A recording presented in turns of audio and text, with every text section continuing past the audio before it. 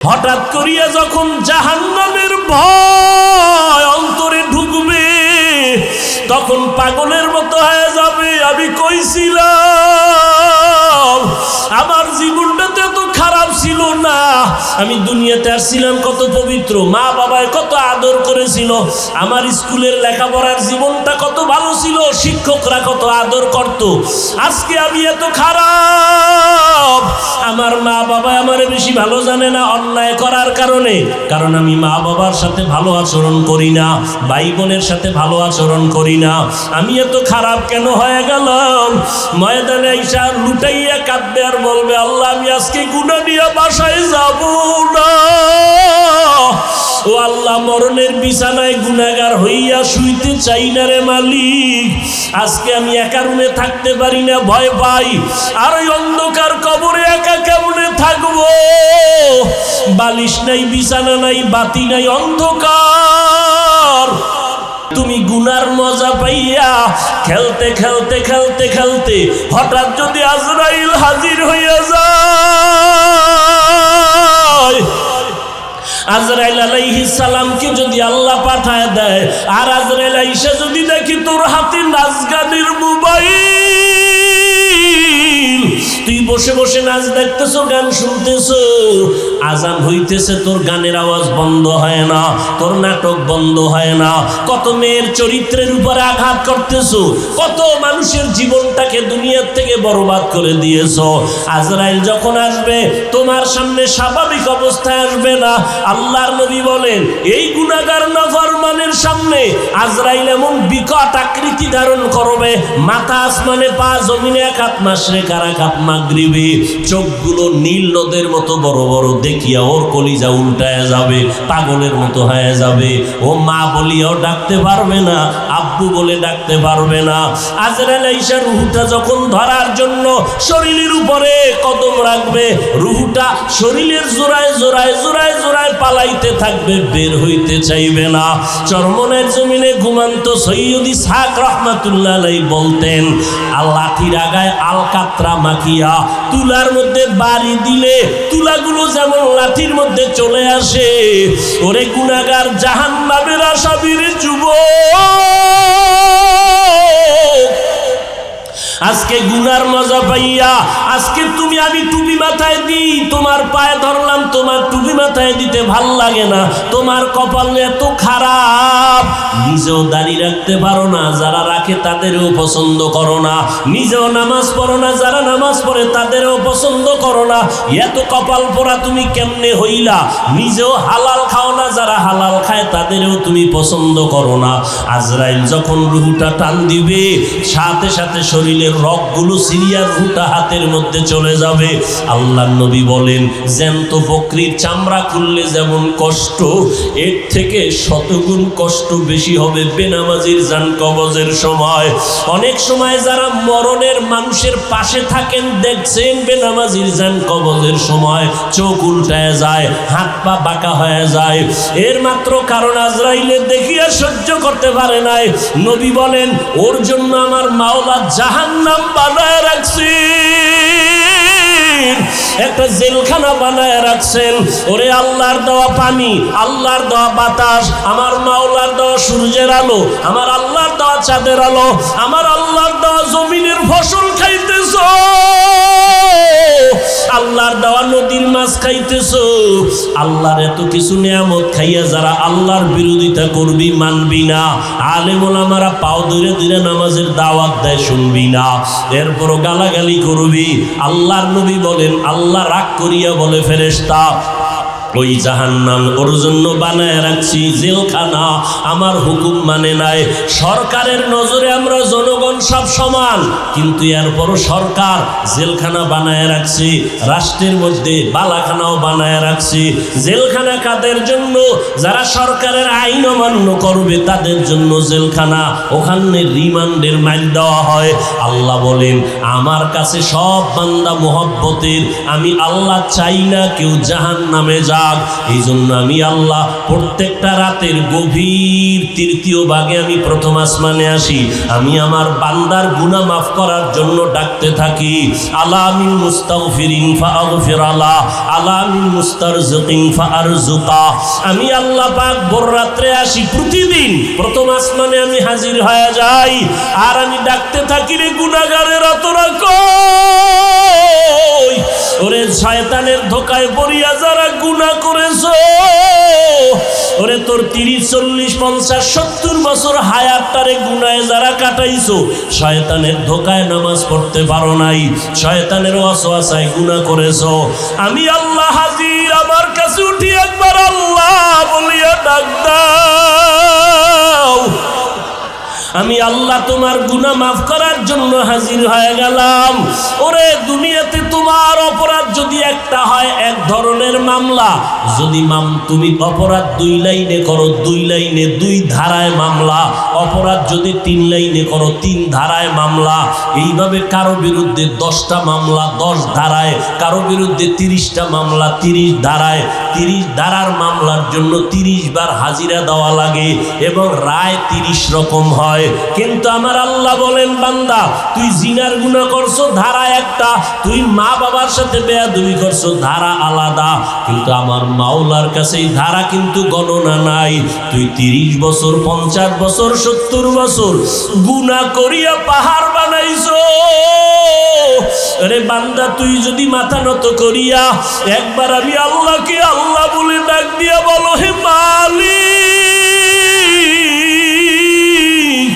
আমার আমল নামায় গুনার গুনাহ, আমার গুনার কারণে হাত না পাক, আমার চোখ না পাক, আমার জিহ্বা না পাক, আমার অন্তর না পাক, আমার গুনার খবর আমার মা জানে না, আমার ভাই জানে না, আমার অপরাধের খবর আমার ঘরের কেউ জানে না। যদি আমার মা বাবায় জানতো আমি জিনা করি, আমার মা বাবায় লাথি মেরে তাড়ায় দিত। মা বাবা ভাই বোনেরা যদি জানতো আমি চুরি করি, আমার কেউ ভালো জানতো না। ও আল্লাহ, তুমি জানো, তুমি দেখছো, এরপরেও রাগ করিয়া পানি বন্ধ করো নাই, খানা বন্ধ করো নাই, গুনার কারণে রাগ করিয়া আমার সম্মানের চেয়ার থেকে তুমি ফালাইয়া দাও নাই, গুনার কারণে তুমি রাগ করিয়া বাতাস বন্ধ করো নাই, গুনার কারণে বেজার হইয়া তুমি সূর্যের আলো চাঁদের আলো বন্ধ করো নাই। ও আল্লাহ, আজকে আমি তোমার কাছে আসছি ক্ষমার জন্য।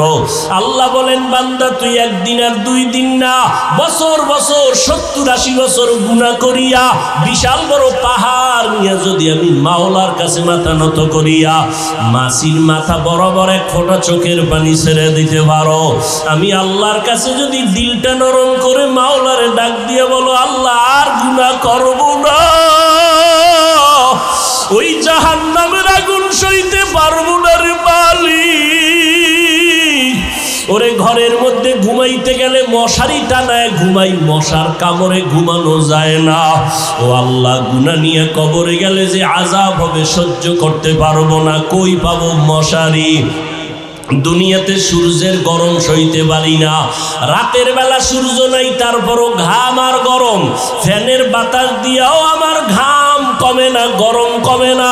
আর গুনাহগার হইয়া কবরে গেলে জাহান্নামের আগুন, ওই জাহান্নামের আগুনের গরম কেমনে সহ্য করব আল্লাহ? আমি সইতে পারবো না। ও আল্লাহ, জাহান্নামের আযাব সহ্য করতে পারবো না। একটা বেতের বাড়ি কেউ দিলে আমি বরদাস্ত করতে পারি না।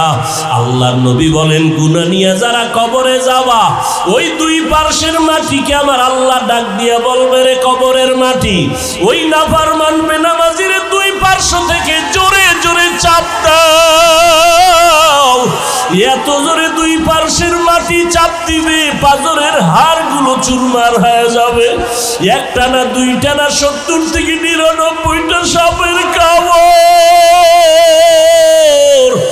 ও যুবকেরা, ও বৃদ্ধ বাবাজিরা, ও পর্দার আড়ালের মারা, ও বোনেরা, ভালো করিয়া বুঝো, 15,500 বছর হয়ে গেল আমার আল্লাহর কোরআনের ভুল কেউ প্রমাণ করতে পারে নাই।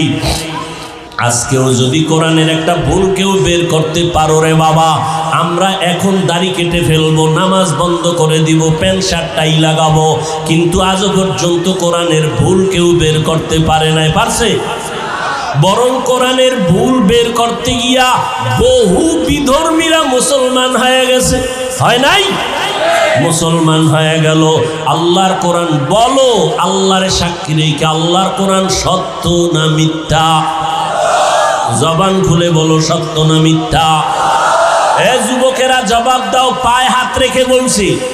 আমিও তো একটা যুবক, আমার মনেও তো চায় গান শুনি, কারণ গুনাহের আকর্ষণ আল্লাহ জন্মগতভাবে সবার মধ্যে দিয়ে রাখছেন।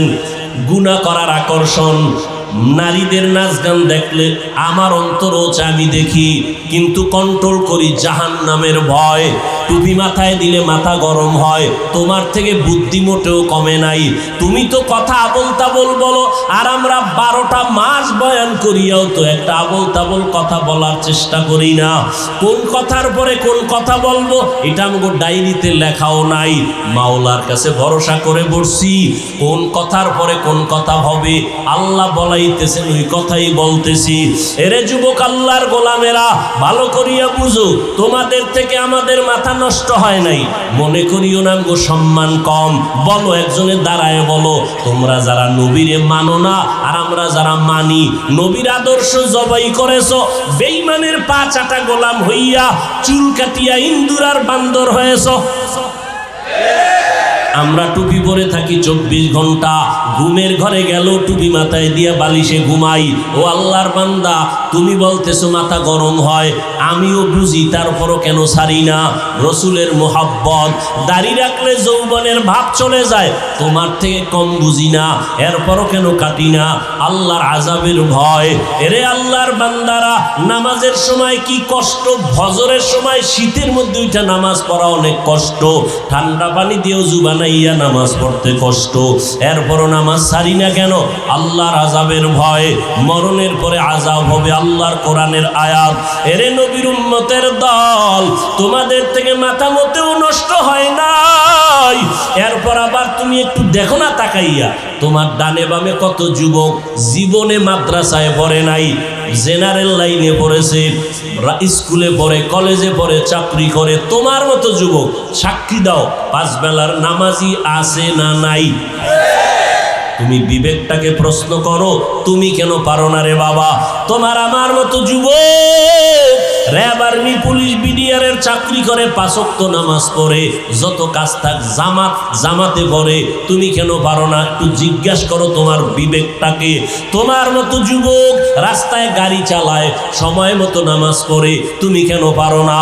তোমার মতো যুবক শ্রমিকের কাজ করে, হাড় ভাঙ্গা পরিশ্রম করে, রমাজানে একটা রোজাও ভাঙ্গে না, নাই?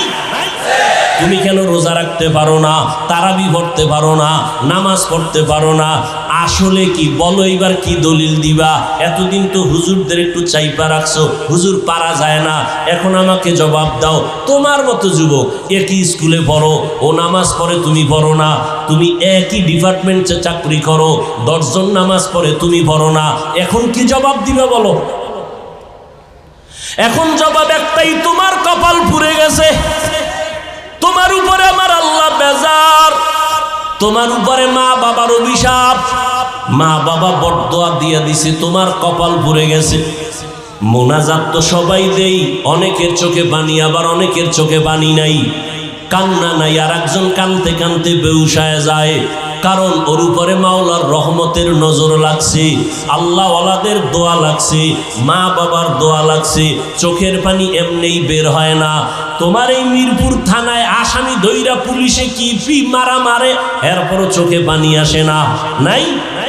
অথচ ওয়াজের প্যান্ডেলে আল্লাহওয়ালারা ওলামায়ে কেরাম বয়ান করে, 50 হাত 200 হাত দূরে বসে যুবক চিৎকার দিয়া কান্না করে, একজনারে বেত দিয়ে মারলেও কান্দে না, আর একজনে বয়ান শুনে শুনে কান্না করে। একটু চিন্তা করো, ওরে মারলো কে? এরে যুবক, আমাকে একটু বিবেক দিয়া জবাব দাও, বিবেকের সাথে বেঈমানি করিস না রে যুবক। একই চুলায় রান্না হয় ভাত আর তরকারি, রান্না করার রাঁধুনি আমার মা। খেয়াল করো, একই তরকারি, একই মশলা, একই চুলা, একই আগুন। আর রান্নার পরে আব্বা খায়, আম্মা খায়, আমিও খাই, বোনেরাও খায় একই। কিন্তু দিন দিন আব্বা আম্মা হয় দুর্বল, আমরা হই শক্তিশালী সবল। এই বুদ্ধিজীবীরা জবাব দাও। আমাকে তো বুদ্ধি নেই, তোমার অনেক বুদ্ধি, জবাব দাও কারণ কি? আল্লাহর কুদরত বলবা না, কারণ তুমি আল্লাহকে মানো না, তুমি আল্লাহর কুদরত বলবা কেন? আমরা বলবো আল্লাহর কুদরত। একই খানা, একই চুলায় রান্না, আব্বা আম্মা একই খানা খায়, আমরাও একই খানা খাই। তাদের রোগ বাড়ে, আমরা শক্তিশালী হই, তারা দুর্বল হয়, কারণ কি? এত যুক্তি, এত বুদ্ধি, দাও জবাব দাও। এরে আল্লাহর বান্দা, তোমার থেকে 1000 কোটি গুণ বুদ্ধিমান ছিল আবু জাহাল, যার নাম ছিল আবুল হেকাম, বুদ্ধিমানের বাবা। কিন্তু বুদ্ধি হইলে কি হবে? পৃথিবীর শ্রেষ্ঠ মানুষটাকে মানুষ বলে চিনতে পারে নাই। রহমতের নবী এত দাওয়াত দিলেন, কালেমা পড়ে নাই। এরে যুবক, একটু চিন্তা করো, বালিশে মাথা লাগাও, যার মনের মনে প্রশ্ন করো, আমার মতো যুবক যদি স্কুলে পড়ে নামাজ পড়ে আমি কেন পারি না? আমার মতো যুবক যদি চাকরি করে নামাজ পড়ে আমি কেন পারি না? আমার কপাল কেন খারাপ? এইভাবে যখন চিন্তা করতে থাকবা, একদিন দেখবা হেদায়েতের দরজা খুলে যাবে। আর মা বাবার কাছে মাঝে মাঝে দোয়া চাইও। মা বাবায় দোয়া করলে আরশে আজিমে পৌঁছতে কোনো পর্দা থাকে না। এজন্য মা বাবার দোয়া বড় দামি। মা বাবার চোখের পানি আর দোয়া ছাড়া আমি বান্দা চেয়ারে বসতে পারি নাই। মা বাবার চোখের পানি আর দোয়া ছাড়া যুবক পরীক্ষায় পাশ করতে পারো নাই। মা বাবার চোখের পানি আর দোয়া ছাড়া তুমি বাড়ি গাড়ির মালিক হতে পারো নাই। অতএব এখনো সময় আছে, তওবার দরজা খোলা, নেক আমল ধরো, শিরিক মুক্ত জীবন গড়ো, আল্লাহর মোহাব্বত নিয়ে চলো। চাকরি ছাড়া লাগবে না, স্কুল বন্ধ করা লাগবে না রে বাবা, মাদ্রাসায় আসার দরকার নাই। ভালো করে শুনো যুবক, পর্দার আড়ালের আম্মা জান আসেনি? আছে? এরে আম্মা জান, আপনারা আয়েশা রাদিয়াল্লাহু আনহার মতো ধন্য নারী, আপনারা খাদিজা রাদিয়াল্লাহু তাআলা আনহার মতো নারী, এরে আম্মা জান ফাতেমা রাদিয়াল্লাহু তাআলা আনহার মতো নারী, আপনারা উলামায়ে কেরামের মায়ের মতো মা। এই জমিনে আপনাদের মতো বহু নারী এই এলাকায় থাকে, 5 ওয়াক্ত নামাজ পড়ে, নাই? ভিন্ন আম্মারা আপনারা কেন পারেন না? এরে আম্মা জান, ও যুবতী বোনেরা, তোমার মতো যুবতী বোন আজান হলে মাথায় কাপড় দিয়া 5 বেলার নামাজ পড়ে, এরকম যুবতী বোন আছে না নাই? তুমি কেন যুবকের চরিত্র নিয়ে সিনেমিনে খেলো, মোবাইলের মাধ্যমে চ্যাটিং করো? এক আল্লাহর বান্দা বহু দিন হয়ে গেছে বিয়া করে না। ছোট ভাই একদিন ডাক দিয়া কয়, বয়স এত বেড়ে গেল ভাইজান, আপনি বিবাহ করেন না কেন? মা বোনেরা ভালো করে শুনেন, যুবকেরাও শুনো বাবা। বড় ভাই ডাক দিয়া কয়, আমি বিবাহ করব, পছন্দের কোনো মেয়ে পাই না। ছোট ভাই বুঝতে পারছে, মনে হয় যেন সম্ভ্রান্ত পরিবারের মেয়ে লাগবে, একটু টাকাওয়ালা। ডানে বামে খোঁজ দিয়ে এক প্রস্তাব দিল, অমুক বাড়ির মেয়ে বড় ভালো। বড় ভাই বলে, না আমি এ মেয়ে বিয়া করব না। বলে অনেক সুন্দরী, সুন্দরী চাই না তো কি চাও? হ্যাঁ, বড় ভাই বলে, আমি এমন একটা মেয়েকে বিয়া করতে চাই, আমার সীমানা প্রায় পারাইয়া যাইতেছে, বিবাহের বয়স অনেক আগেই হয়ে গেছে, করি না, কারণ আমি এমন একজন আল্লাহর বান্দি যুবতী মেয়ে চাই। ছোট ভাই বলে, কেমন মাইয়া চাও? কয়, আমি এমন একটা মেয়ে চাই, যেই মেয়ে আমার স্ত্রী হইয়া আমার হাতটা ধরে আমাকে জান্নাতের ভিতরে ঢুকায় দিবে, আমাকে জান্নাতের পথে নিবে। আর এমন একটা মেয়েকে বিয়া করব, যেই মেয়েটা আমাকে একটা পুত্র সন্তান উপহার দিবে, যেই সন্তানটা উম্মতের জান্নাতের পথ দেখাবে। ছোট ভাই কয়, তোমার কপালে বিয়া নাই। চলে গেল। এই বিয়া নিয়ে এখন আর কথা বলে না। কিন্তু বড় ভাই ডাক দিয়ে কয়, শোন, আমার অন্তরের নিয়ত যদি সঠিক হয়, ইনশাআল্লাহ আমি আজ না কাল এমন মেয়ে পেয়ে যাব, যদি আমার নিয়তে ভেজাল না থাকে। এভাবে ধৈর্য ধারণ করলেন। দীর্ঘ কিছুদিন পরে পার্শ্বে এক এলাকায় চলে গেল, শুনছে ওখানে এক আল্লাহওয়ালা আসছেন, বড় বুজুর্গ, দোয়া করলে কবুল হয়ে যায়। দোয়ার জন্য চলে গেল, গিয়ে দেখে হুজুর মসজিদে ওজিফা পালন করে, আমলে আছেন। সালাম, হুজুর আমি অমুক এলাকার এক বান্দা যুবক, আসছি আপনার দোয়া নেওয়ার জন্য। বিবাহ করেছো নাকি? বলে না, করি নাই, দোয়া করবেন। হুজুরের সাথে কথা বলতেছে, ঠিক এমন টাইমে পর্দার আড়াল থেকে মসজিদের জানালা দিয়া একটা যুবতী মেয়ে সালাম দিল, আসসালামু আলাইকুম। হুজুর বলে, কে? বলে, আমি এই এলাকার এক যুবতী মেয়ে। কি চাও? হুজুর একটু দোয়ার জন্য আসছি, আমার আব্বাজান বড় অসুস্থ। তাই নাকি? বলে হ্যাঁ। হুজুর ওখানে প্রায় সময় আসেন, মানুষকে দাওয়াত দেন, মসজিদে আমল করেন, মোটামুটি পরিচিত। এইবার মেয়ে কয়, হুজুর দোয়া করবেন, আল্লাহ পাক রব্বুল আলামিন আমার জন্য যেন ভালো একটা পাত্রের আয়োজন করেন। কয়, তুমি কেমন পাত্র চাও? কয়, হুজুর আমার বিবাহের জন্য আমি এমন একটা পুরুষ যুবক চাই,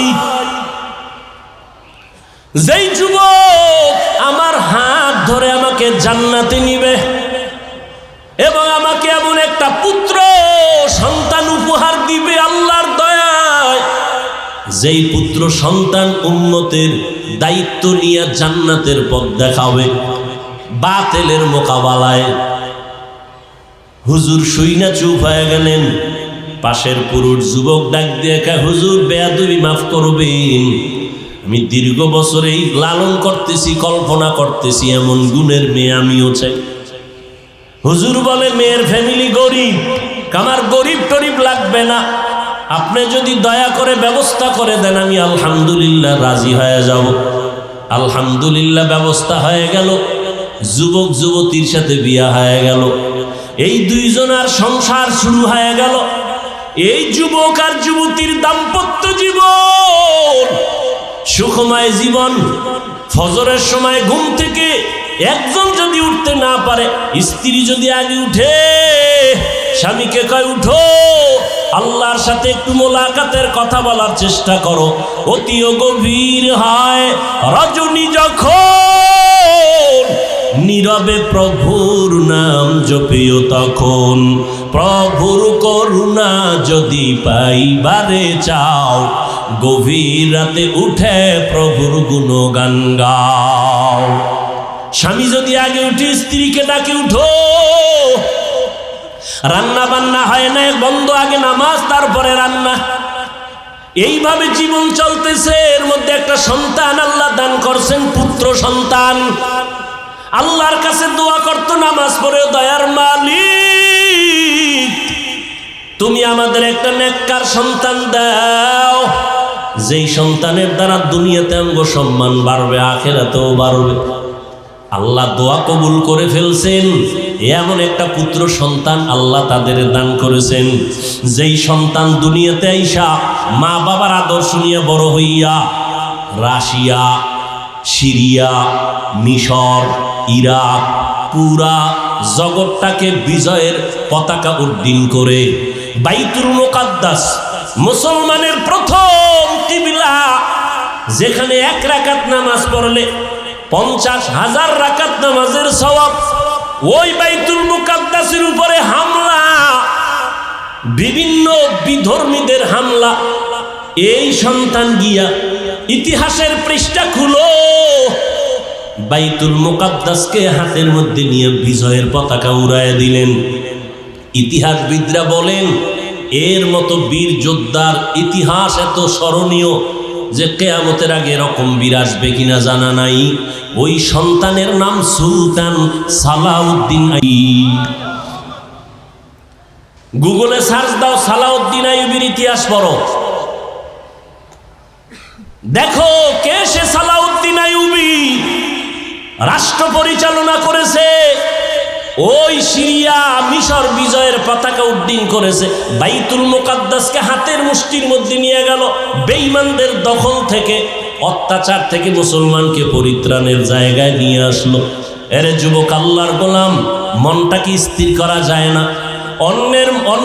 অন্য মেয়ের চরিত্র যদি তুমি নষ্ট করো, তোমার বোনের চরিত্র তার একজন নষ্ট করতে পারে, তুমি এটা চিন্তা করো। এরে যুবতী বোনেরা, কত যুবকের চরিত্র নষ্ট করতেছো। তোমার ভাইয়ের চরিত্র যদি কেউ নষ্ট করে তুমি কেমন মনে করবা? এইভাবে যদি একটু চিন্তা করো, তাহলেই তোমার অন্তরটা ঠিক হয়ে যাবে। আল্লাহ তো দরজা দিয়ে ডাকতেছেন। এজন্য ওলামায়ে কেরামের মজলিসে বসো। এই যে আপনারা বসছেন বয়ানে, আল্লাহকে সাক্ষী রেখে বলেন, জীবনে ওয়াজে বসেন নাই, আজকে 2 ঘন্টা বয়ানে বসার পরে আল্লাহকে সাক্ষী রেখে বলেন, অন্তরের মধ্যে কি একটু ধাক্কা লাগছে? এই যুবকেরা বলো, লাগছে? 2 ঘন্টা বয়ানে যদি ওলামাদের সামনে বসে যদি অন্তরে ধাক্কা লাগে, আল্লাহর কসম, যারা ওলামাদের পিছনে দিন দিন বছর বছর সময় দিবে, ইনশাআল্লাহ ওই লোকটা জান্নাতি হয়ে কবরে যাবে। কারণ ওর মধ্যে ধাক্কা লাগতে লাগতে লাগতে লাগতে এত মজবুত হয়ে যাবে, না খাইয়ে থাকবে, হারাম খাবে না, নামাজ ছাড়বে না, মরিয়া গেলেও জবানে কালেমা জারি হয়ে যাবে। এরে যুবক আল্লাহর গোলাম, এখনো সময় আছে, তওবা করো, মা বাবার দোয়া নিয়ে চলো, আর আল্লাহর কাছে মনে মনে ডাকো। জোরে ডাকার দরকার নাই, তোমার অন্তর থেকে তুমি বলতে থাকো, আল্লাহ আজকে মিরপুরের জমিনে আসছি, ও আল্লাহ অনেকে গ্রামে মা বাবার রাইখা এই শহরে থাকো রে বাবা, গ্রামের মা বাবায় কষ্ট করে তোমার খবর নাই, অনেকে বড় লোক আরামের বিছানায় ঘুমাও, সন্তান আর পরিবার নিয়ে কত খানা খাও, মা বাবায় তোমার জন্য আরামে খানা খায় না, ঘুমায় না, এমন একটা রাত্র নাই যে তোমার টেলিফোন না করে, ও বাবা তোর শরীরের অবস্থা কি, কখন খানা খেয়েছো, কখন ঘুমাইছো? ওই মা বাবারে যারা রাইখা ঘুমাও, মা বাবার দোয়া ছাড়া আগাইতে পারবা না রে যুবক। এখনো সময় আছে, তওবা করে নাও। আল্লাহকে বলো, আল্লাহ জীবনে কম অন্যায় করি নাই, শয়তানের ধোকায় পড়ে আজকে থেকে তওবার নিয়ত করলাম, মরিয়া গেলে যাব, নামাজ ছাড়বো না, বেপরদায় চলবো না, মা বাবাকে কষ্ট দিব না, ওলামায়ে কেরামের বিরোধিতা করে গুনাহগার হব না, মোবাইলের মাধ্যমে গুনাহ করব না, লেখনির মাধ্যমে গুনাহ করব না, চোখের চাহনির মাধ্যমে গুনাহ করব না, মা বাবার দোয়া নিয়ে সামনে আগাবো, নবীর তরিকা মতো চলবো। আমার মতো স্কুলে পড়ুয়া যুবক যদি নামাজ পড়ে, আমি কেন পারবো না? ও আল্লাহ আপনি তৌফিক দান, আজকে থেকে নামাজ ছাড়বো না। বাসায় গেলে মাকে গিয়া বলবা, মা তুমি আমার মাথায় হাত দিয়া দোয়া করে দাও। আজকে ময়দানে কত আল্লাহর বান্দারা কানলো, আমার চোখে পানি নাই, মা গুনার কারণে বুঝি আল্লাহ বেজার, তুমি দোয়া করিয়া দাও। মা যদি দোয়া করিয়া দেয়, তাহলে তোমার কপাল খুলিয়া যাবে।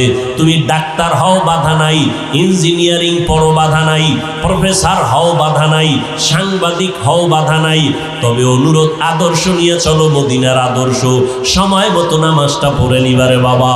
মুরব্বীদের সামনে কোনো ভালো খারাপ আচরণ করবা না, ওলামায়ে কেরামের বিরোধিতা করে গুনাহগার হবা না, দেশের বিরুদ্ধে জাতির বিরুদ্ধে কোনো ষড়যন্ত্র করবা না। আল্লাহর আযাবের ভয় নিয়ে তুমি তওবা যদি করতে পারো, এক ফোঁটা চোখের পানি ছাড়তে পারো, আল্লাহ মুহূর্তে তোমার তওবা কবুল করে নেবেন, জীবনের গুনাহগুলো মাফ করে দিবেন। ও আল্লাহর বান্দারা, ও পর্দার আড়ালের আম্মা জানেরা, বোনেরা, আল্লাহর কাছে তওবা করেন, জীবনে কারো হক নষ্ট করবেন না, চরিত্রের উপর আঘাত দিবেন না, স্বামীর খেদমতে স্বামীর মালের হক ঠিকমতো রক্ষা করবেন, সন্তানের হক ঠিকমতো আদায় করবেন। আপনার সন্তান ডাক্তার হবে, আলহামদুলিল্লাহ, আপনার সন্তান ইঞ্জিনিয়ার বানাবেন, আলহামদুলিল্লাহ, তবে অনুরোধ, বেয়াদব বানাবেন না। আপনার সন্তানের আচরণে যেন ওলামায়ে কেরাম কষ্ট না পায়, আপনার সন্তানের ব্যবহারে যেন এলাকার মুরব্বীরা কষ্ট না পায়, আপনার সন্তানের কারণে আপন বন্ধু বান্ধবরা যেন কষ্ট না পায়, বরং আপনার সন্তানকে এমন আদর্শ দিয়া যাবেন, সন্তানের ব্যবহারে সবাই দোয়া করবে, খুশি হয়ে যাবে, দিলে শান্তি লাগবে। এমন একটা সন্তান আদর্শ ডাক্তার বানায় যান, আদর্শ ইঞ্জিনিয়ার বানায় যাবেন। ও যুবকেরা, জবানকে হেফাজত করো, আল্লাহর কাছে বলতে থাকো, আল্লাহ তুমি মেহেরবানি করে আমাকে কবুল করে নাও। আল্লাহর কাছে ব্যবসায়ী ভাইরা ব্যবসার জায়গায় বসে আমার আল্লাহর হুকুম মতো চলেন, নামাজটা ঠিক মতো পড়েন, দেখবেন অল্প টাকায় বরকত অনেক বেশি হবে। কাস্টমারের সাথে খারাপ আচরণ করবেন না, ধোঁকা দিবেন না। আল্লাহর কাছে এভাবে বলতে থাকেন, আল্লাহ যেইভাবে ব্যবসা করলে দুনিয়াতে শান্তি পাবো, সম্মান বাড়বে, আখিরাতে নবীজির সাথে জান্নাতে থাকতে পারবো, ওইভাবে ব্যবসা করার তৌফিক দাও, মানুষের সাথে ভালো আচরণ করার তৌফিক দাও। তুমি তৌফিক না দিলে সম্ভব হবে না। এইভাবে তওবার নিয়ত যদি অন্তরে থাকে, তবে একটা চিরচরিত সত্য কথা, আবু জাহাল নবীজিরে 13টা বছর দেখলো, বয়ান শুনলো, নবীর সব কিছু জানলো, এরপরও কালেমা পড়লো না। অন্যদিকে ওমরের মতো বান্দা নবীর গর্দান কাটতে আসিয়া কালেমার রশি গলায় লাগাইয়া নবীজির জন্য এত পাগল, নবীর কাছে তওবা করিয়া জান্নাতের টিকিট নিয়ে নিল। এই ওমরের এত সম্মান আল্লাহ বাড়ায় দিয়েছেন। ঠিক কিয়ামত পর্যন্ত আবু জাহাল থাকবে না ঠিকই, কিন্তু আবু জাহালের কঠিন অন্তরের মতো কিছু অন্তরালা মানুষ জমিনে থাকবে। হাজারো বয়ানে তাদের দিলটা নরম হবে না, তওবা নসিব হবে না, বরং বয়ান শুনিয়া বাইরে গিয়া বিরোধিতা করবে, এই সমস্যা ওই সমস্যা, এই ভুল সেই ভুল, আসলে নিজের গুনার কথা একবারও চিন্তা করবে না। আর একদল বান্দা থাকবে কিয়ামত পর্যন্ত ওমরের চরিত্রের, এরা গুনাহ নিয়ে প্যান্ডেলে ঢুকবে, হঠাৎ করিয়া যখন জাহান্নামের ভয় অন্তরে ঢুকবে, তখন পাগলের মতো হয়ে যাবে, আমি কইছিলাম আমার জীবনটা তো এত খারাপ ছিল না, আমি দুনিয়াতে আসছিলাম কত পবিত্র, মা বাবায় কত আদর করেছিল, আমার স্কুলের লেখাপড়ার জীবনটা কত ভালো ছিল, শিক্ষকরা কত আদর করত, আজকে আমি এত খারাপ, আমার মা বাবা আমারে বেশি ভালো জানে না অন্যায় করার কারণে, কারণ আমি মা বাবার সাথে ভালো আচরণ করি না, ভাই বোনের সাথে ভালো আচরণ করি না, আমি এত খারাপ কেন হয়ে গেলাম। ময়দানে আইসা লুটাইয়া কাঁদবে আর বলবে, আল্লাহ আমি আজকে গুনাহ নিয়ে বাসায় যাব না। ও আল্লাহ, মরণের বিছানায় গুনাহগার হইয়া শুইতে চাই না রে মালিক, আজকে আমি একা রুমে থাকতে পারি না, ভয় পাই, আর ওই অন্ধকার কবরে একা কেমনে থাকবো, বালিশ নাই, বিছানা নাই, বাতি নাই, অন্ধকার, দুনিয়াতে আমি অন্ধকারে একা থাকতে পারি না, আমি কেমনে কবরে থাকবো রে আল্লাহ। আমি আর গুনাহ করব না, আর কারো হক নষ্ট করব না, আয় আল্লাহ হাতের দিয়ে গুনাহ করব না, চোখের গুনাহ করব না, জবানের গুনাহ করব না, ও আল্লাহ তুমি মাফ করিয়া দাও। এইভাবে ওমরের চরিত্রওয়ালা মানুষগুলো পাগলের মতো কান্না শুরু করবে। নবী বলেন, কান্না যদি না আসে কান্নার বাহানা করো, আর ডানে বামে যদি কান্নাওয়ালা কাউকে পাও হাত বাড়াইয়া দোয়া চাও, ও কান্নাওয়ালা ভাই আমার জন্য দোয়া করো, আল্লাহ যেন আমাকে মাফ করিয়া দেয়। হেদায়েতের মালিক আমার আল্লাহ, কোনো পীরের হাতে হেদায়েতের চাবি নাই, কোনো বক্তার হাতে হেদায়েতের চাবি নাই, আল্লাহ যার সিনাটা খুলে দিবেন সে হেদায়েত নিয়েই চলবে, মরিয়া গেলে দাড়ি কাটবে না, বেপরদায় চলবে না, মা বাবার সাথে বেয়াদবি করবে না, ওলামাদের সাথে বেয়াদবি করবে না, দেশ ও জাতির বিরুদ্ধে ষড়যন্ত্র করবে না। ও আল্লাহর বান্দারা, মুনাফিকি যদি না থাকে, খাঁটি মনে তওবার নিয়ত যদি থাকে, খাঁটি তওবার নিয়ত যাদের আছে তাদেরকেই বলবো একটু দুটো হাত আমার আল্লাহকে দেখাইয়া দাও। আয় আল্লাহ আমাদের তওবা কবুল করে নেন, আমাদের হাতগুলো কবুল করে নেন, একটা হাতেরও গুনার কারণে ফিরাইয়া দিয়েন না রে মালিক। আমার কলিজার যুবকগুলোরে কবুল করে নেন, নবীর আদর্শওয়ালা বানাইয়া দেন।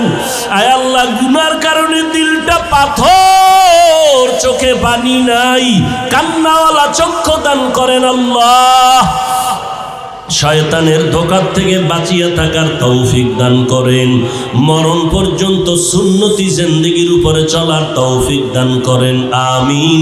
আলহামদুলিল্লাহি রাব্বিল আলামিন, ওয়াসসালাতু ওয়াসসালামু আলা সাইয়্যিদিল আম্বিয়াই ওয়াল মুরসালিন ওয়া আলা আলিহি ওয়া আসহাবিহি আজমাইন।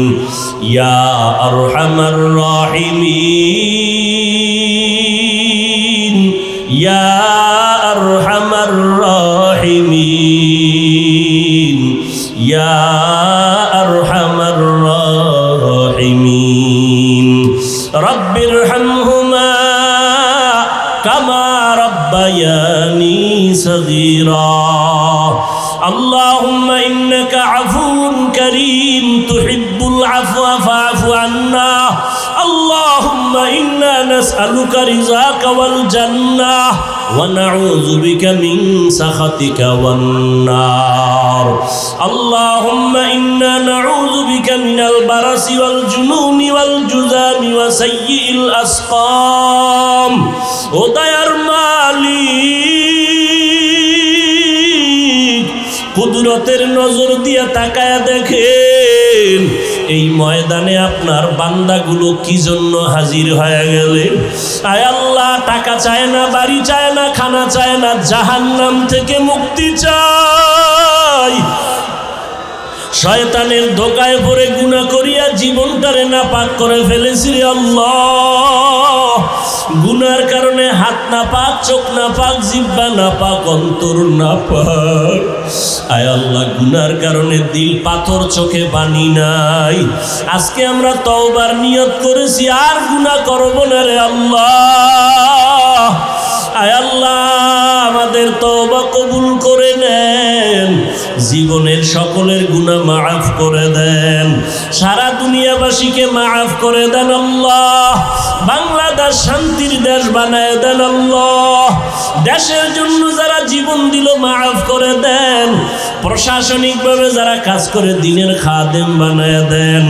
আয় আল্লাহ, জনপ্রতিনিধির দায়িত্ব যারা পালন করে দিনদার বানায় দেন, মা বোনদের আবেদা পর্দা নিশি বানায় দেন, সন্তানগুলো নেককার বানায় দেন, ঘরে ঘরে সুন্নতের বাতি জ্বালায় দেন। সমস্ত মাদ্রাসা কবুল করে নেন, মসজিদগুলো কবুল করে নেন, অন্যান্য শিক্ষা